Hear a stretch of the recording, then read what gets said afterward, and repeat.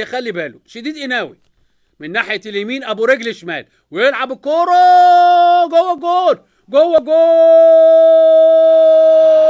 خطفها الياسو وقف على القريبه ويلعبها جوه الجول. الياسو يجيب الجول الاول لنادي المصري في الدقيقه 6. الياسو جوه الجول، الهدف الاول في الدقيقه 6 من زمن الشوط الاول، راح على الزاويه القريبه وخطفها باليد.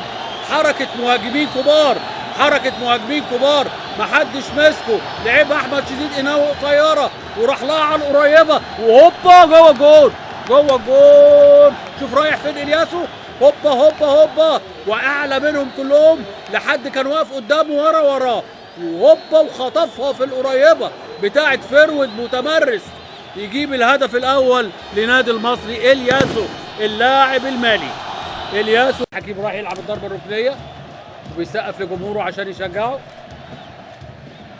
ضربه ركنيه اتلعبت قصيره لشديد قناوي وخطره جوه الجول، تاني الياسو جوه الجول، لكن احمد شديد قناوي لعبها 10 على 10 ويجي من ورا القادم من الخلف الياسو ويجيب الهدف الثاني لنادي المصري. الياسو يعني دقيقة واحدة فرق بين الهدفين في الشوطين.